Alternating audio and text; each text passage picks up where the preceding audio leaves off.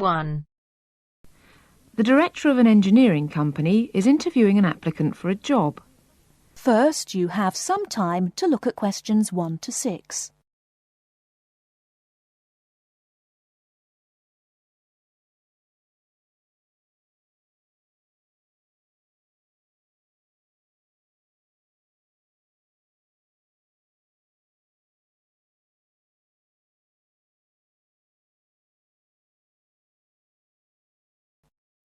Now we shall begin.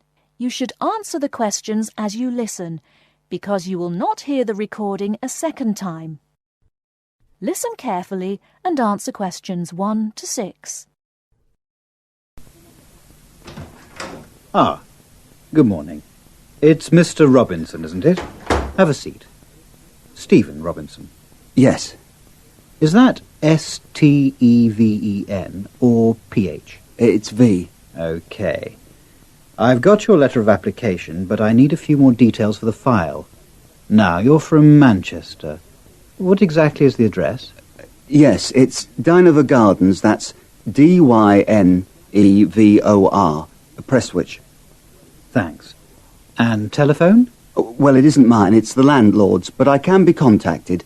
It's 483-250. Uh-huh. The landlord lives in, does he?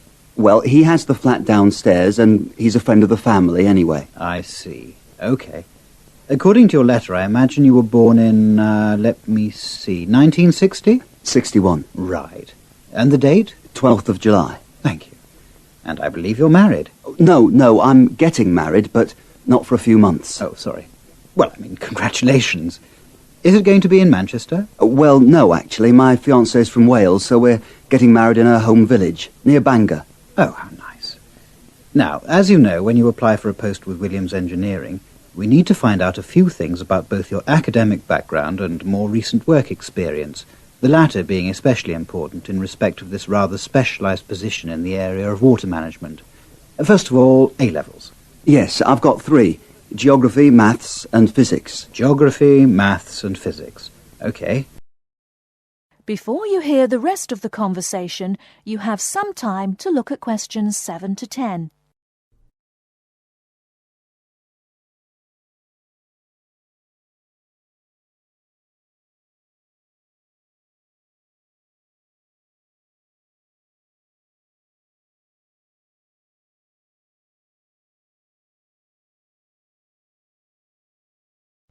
Now listen and answer questions 7 to 10.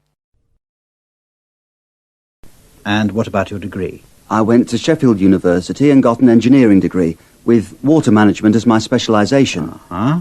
And as for work experience, I started out after graduating in 1986 in China, working for the Chinese government. Did you work as a volunteer? No, I did get a nominal salary. It was a 2-year irrigation project. That sounds fascinating.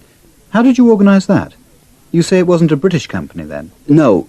My university had links with a Chinese engineering university, so it was organised at that level. And after that? Then I came back, moved to Manchester, and have been working with Latimer Engineering since then. And what exactly are you doing for Latimer? Oh, I'm working in irrigation again, this time as a project research assistant. Great. I've got your details. Now let's move on to a more general discussion about what we're looking for. That is the end of part 1. You now have half a minute to check your answers.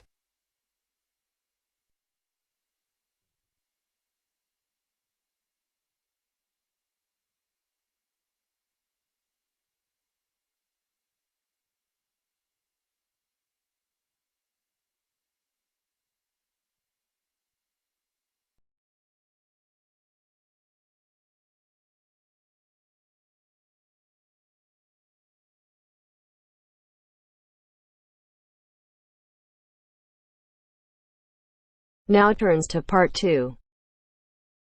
Part 2. First, you have some time to look at questions 11 to 15.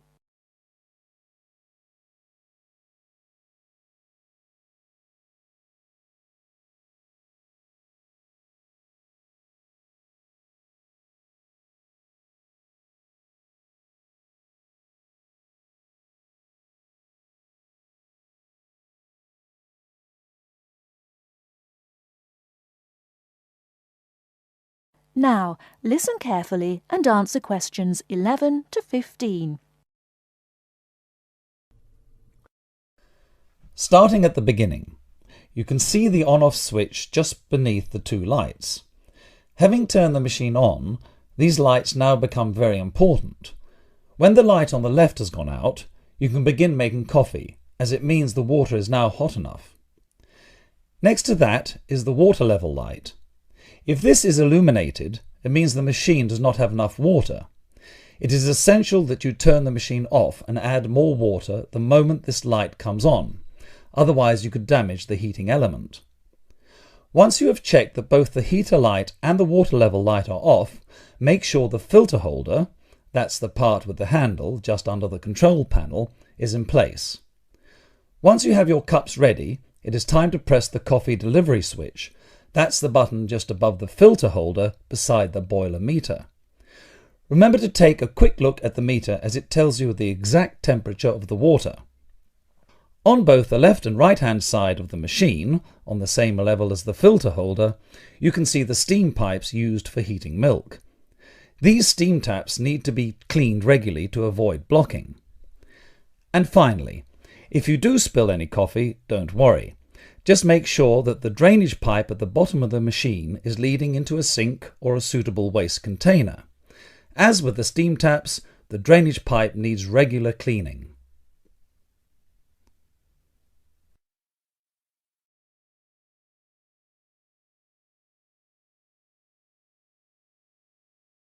Before you hear the rest of the talk, you have some time to look at questions 16 to 20.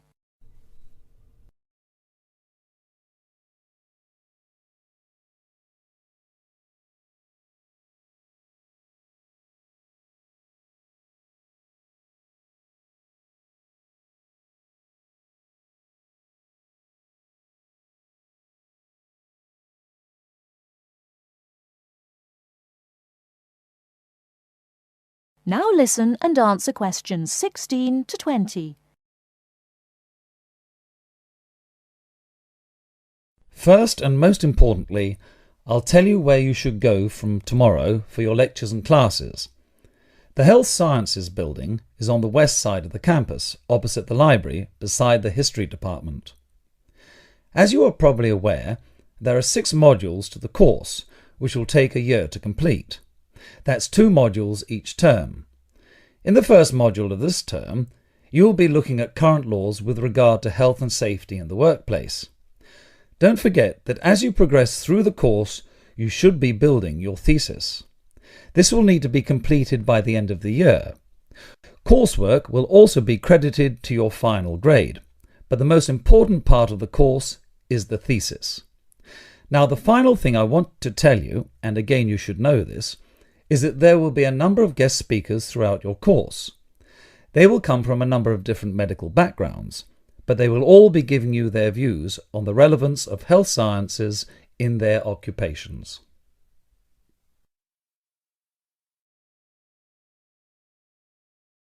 That is the end of part 2. You now have half a minute to check your answers.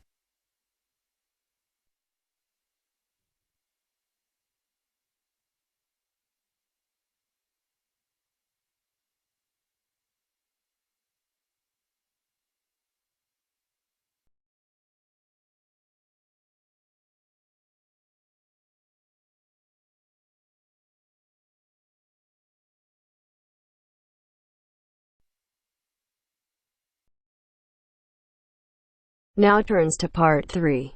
Part 3. You will hear 2 students discussing a project they have to do as part of a literature course on great books. First, you have some time to look at questions 21 to 25.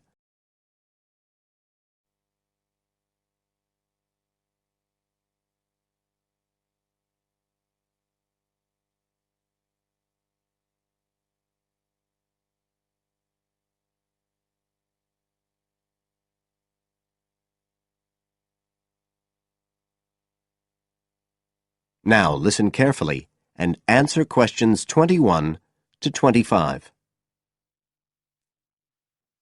Hi, Joey. How are you doing? I heard you were sick. Oh, hi, Olivia. Yeah, I had a virus last week, and I missed a whole pile of lectures, like the first one on the great books in literature, where Dr. Castle gave us all the information about the semester project. I can give you copies of the handouts. I've got them right here. But that's okay. I already collected the handouts, but I'm not very clear about all the details. I know we each have to choose an individual author. I think I'm going to do Carlos Castaneda. I'm really interested in South American literature. Have you checked he's on the list that Dr. Castle gave us? We can't just choose anyone. Yeah, I checked. It's okay. Who did you choose?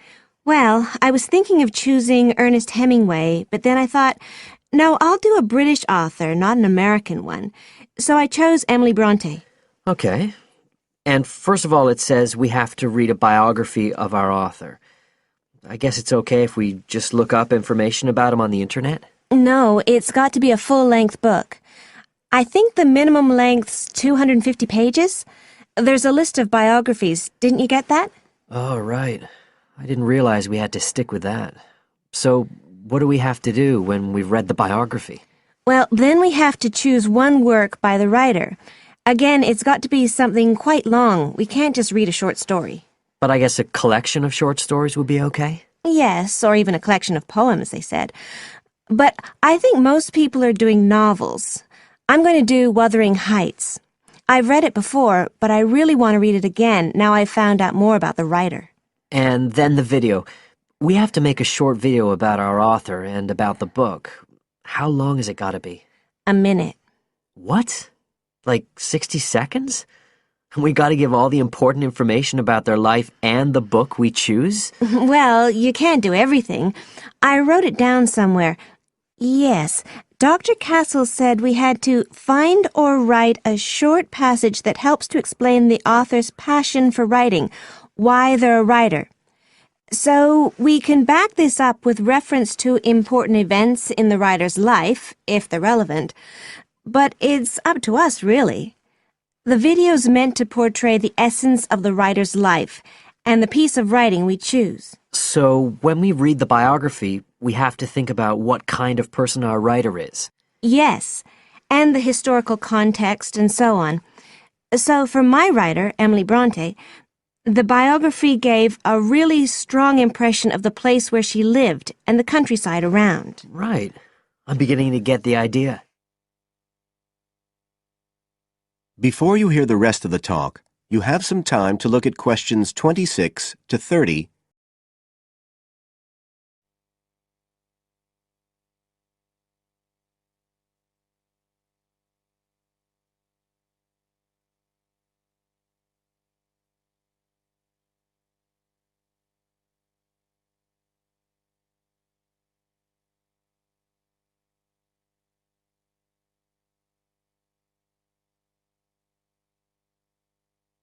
Now listen and answer questions 26 to 30. Can I check the other requirements with you? Sure. The handout said after we'd read the biography, we had to read the work we'd chosen by our author and choose a passage that's typical in some way, that typifies the author's interests and style. Yes, but at the same time, it has to relate to the biographical extract you choose. There's got to be some sort of theme linking them.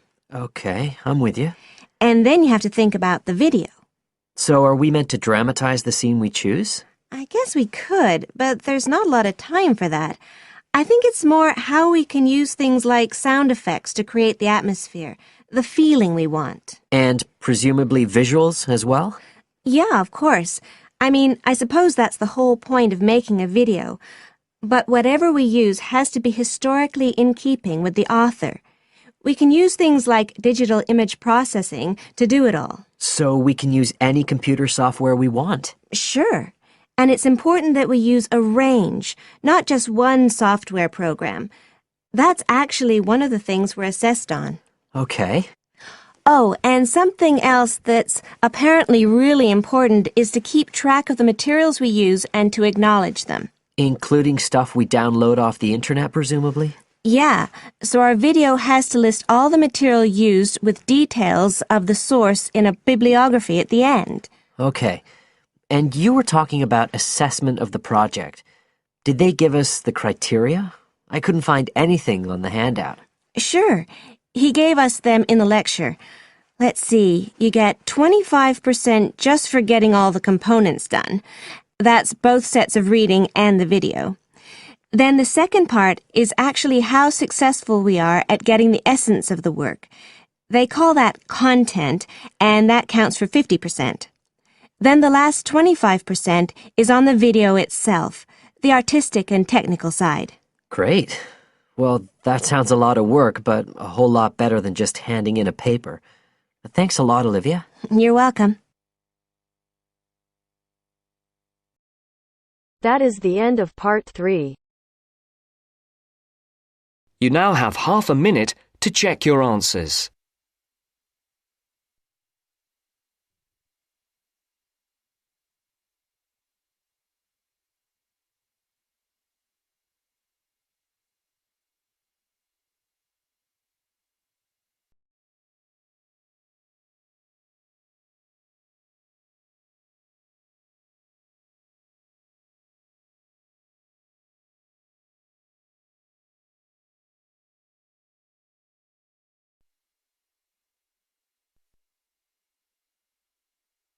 Now turns to part 4.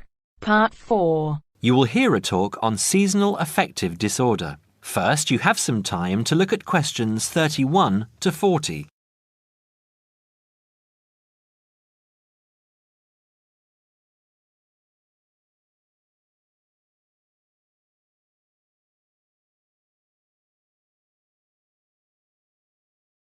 Now listen carefully and answer questions 31 to 40. In the past few years, a new condition has been identified and given a name, SAD, short for Seasonal Affective Disorder. This is now recognized as a distinct kind of clinical depression, where people become depressed at the onset of winter, accompanied by a craving for sweet things, causing weight gain. Each spring and summer would then bring on almost maniacal highs and feelings of boundless energy and happiness. Experiments to combat this depression showed that increased exposure to bright light in humans could suppress their production of a darkness-related hormone called melatonin. The light needed to induce this change was about 2,000 lux, or about 4 times brighter than ordinary household lighting. It was then calculated that if bright light could suppress melatonin secretion, then it might have other effects on the brain, including the reversal of symptoms of depression. While melatonin's precise role in SAD has not been pinned down, the theory led to effective treatment. Not surprisingly, SAD affects more people where winter nights are longer and days shorter. In the UK, an estimated 500,000 adults develop full-blown SAD in winter, and twice this number suffer the milder condition called subsyndromal SAD. About 80% of sufferers improve when given light therapy, and improvement usually comes within 2 to 4 days. Scientists are still unsure why winter depression happens, but more than a decade of research has turned up some surprising findings. Nearly 80% of SAD victims are women. Researchers are uncertain why this is so. SAD can affect people at any age, but typically it begins around the age of 20 and becomes less common between 40 and 50. SAD is comparatively rare in children and adolescents, but so far researchers have been unable to come up with a logical reason for this. As many as half of SAD sufferers have at least one family member with depressive illness, suggesting that the depression has a genetic component. Some patients experience shifts in their body clocks when they're depressed in winter. They are morning people at one time of the year and become evening people at another. What is the underlying difference between SAD sufferers and others? A clue can be found in carbohydrate craving, a common symptom. People often become obsessed with chocolate, for example. Carbohydrates alter brain chemistry by increasing the level of a soothing chemical called serotonin, a neurotransmitter that carries signals between brain cells. SAD sufferers crave carbohydrates because they may need serotonin to lift their mood.